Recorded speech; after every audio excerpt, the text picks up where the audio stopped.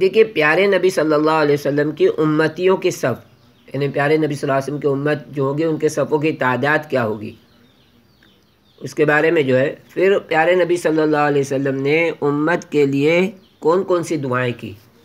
بات سمجھ میں آ رہی؟ کیا بولے ہم نے؟ پیارے نبی صلی اللہ علیہ وسلم، ہاں حدیث پاک میں آتا ہے کہ نبی کریم صلی اللہ علیہ وسلم نے فرمایا قیامت کے دن جنتیوں کے 120 صفیں لگے گی. کتنی لگے گی؟ 120 صفیں ہوگی، جن میں سے 80 صفیں میری امت کی ہوگی. سب سمجھتے جو نماز کے لیے کھڑے ہوتے ہیں نا، ایک کے پیچھے ایک کے پیچھے ایک، ایسے پیارے نبی صلی اللہ علیہ وسلم کی کتنی صفیں ہوگی؟ یعنی 80 صفیں ہوگی امتیوں کی، ٹھیک ہے، اور 40 صفیں بقیہ دیگر انبیاء کرام کی ہوگی. سبحان اللہ، اللہ رب العزت کے محبوب کو کیا شان ملی، یعنی اللہ کی طرف سے ان کا کیا رتبہ بنا کہ سارے انبیاء کی امتی مل کر 40 صفیں بنی اور اللہ کے محبوب کی امتی کی صرف 80 صفیں بنی.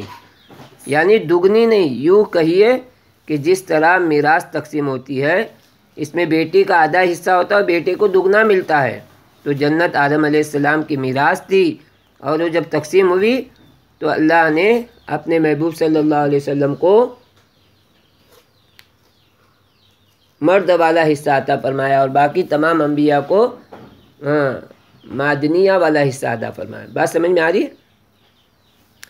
امت کے لیے نبی کریم صلی اللہ علیہ وسلم نے دعا فرمائی. کیا دعا کی؟ ایک روایت میں آتا ہے کہ نبی کریم صلی اللہ علیہ وسلم 3 دن تک صحابہ سے کنارہ کش رہے. کنارہ کش سمجھتے؟ یعنی دور رہے. اکثر ہمارے نبی صلی اللہ علیہ وسلم پر کوئی بوجھ ہوتا تھا تو بہت غمگین ہوتے تھے اور کسی سے بات چیت نہیں کرتے تھے، اور کیا کرتے تھے بولو؟ کنارہ کش ہوتے تھے.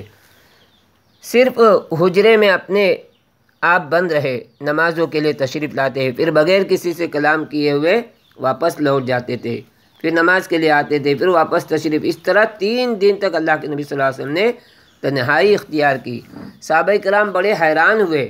تیسرے دن جب صحابہ کرام سے آ کر ملے تو انہوں نے عرض کیا، اے اللہ کے نبی صلی اللہ علیہ وسلم، آپ 3 دن تک تنہائی کیوں اختیار فرمائی؟ آپ نے 3 دن تک تنہائی کیوں اختیار فرمائی؟ آپ صلی اللہ علیہ وسلم نے فرمایا، میں اللہ تعالیٰ سے دعائیں مانگ رہا تھا اور 3 دن میں اللہ کے سامنے میں مانگتا رہا، روتا رہا. اللہ رب العزت نے میری دعا کو قبول فرمایا. اللہ تعالیٰ میری امت کے 70,000 بندوں کو بغیر حساب کتاب کے جنت میں داخل فرمائیں گے، اور ان میں ہر ایک بندہ اپنے ساتھ 70,000 بندوں کو 70,000 بندوں کو کیا کریں گے؟ ساتھ لے جائیں گے.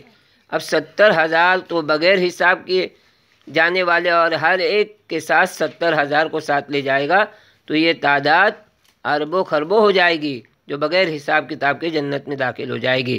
مثال کے طور پر امام ابو حنیفہ رحمۃ اللہ علیہ نے فرض کرو، انہوں نے فرمایا کہ فرض کرو تم میں سے ایک ہے، ان کے ساتھ 70,000 کو ان کی اجازت ہوگی، تو اس لیے ہمارے جو بڑے اکابرین گزرے ہیں اگر ہم ان کے ساتھ روحانی طور پر متعلق رہیں گے، یعنی موجود رہیں گے، تو جب وہ بغیر حساب کتاب کے جنت میں جائیں گے تو ان کو اللہ تعالیٰ اختیار دیں گے کہ اپنے ساتھ 70,000 کو لے جاؤ. سبحان اللہ، ممکن ہے کہ ہم سب بھی کسی بزرگ کی نظر پڑ جائے اور قیامت کے دن ہم کو بھی وہ بلا حساب کتاب کے جنت میں لے جانے والے بنیں گے.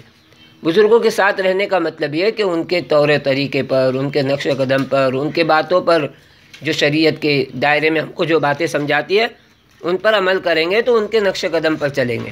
ایسا نہیں کہ بزرگوں کے ساتھ رہ کر ان کے جو ہے خرافات والی باتیں ہوتی بعض لوگوں کی، تو ان کے ساتھ اس طرح کا ساتھ نہیں دینا ہے. بات سمجھ میں آ رہی؟ جو اچھے بندے ہوتے جیسے ہمارے بڑے بزرگ جو ہے اللہ کے نبی صلی اللہ علیہ وسلم کے بعد صحابہ کے بعد جو پھر تابعین، پھر بزرگان دین، علماء کرام، پھر ایسے جو نیک بندے دنیا میں ہیں ان کے ساتھ رہ کر ان سے رہبری لیں گے دین کے معاملے میں. جو جتنا دین کو جانتا ہے ان سے ہم رجوع رہیں گے تو صحیح دین پر ان کے ساتھ ان کے بتائے ہوئے طریقے پر عمل کریں گے. بس سمجھ میں آ گیا؟ آج کے قصے کا موضوع کیا تھا کہ پیارے نبی صلی اللہ علیہ وسلم کو جب جنت میں دیکھا جائے گا تو میدان محشر میں جو صفیں ہوگی کتنی ہوگی؟ 120 صف ہوگی، 120۔ اس میں ہمارے نبی صلی اللہ علیہ وسلم کے امتیوں کی صفیں کتنی ہوگی؟ 80 ہوگی، اور 40 صفیں تمام انبیاء کرام کی ہوگی۔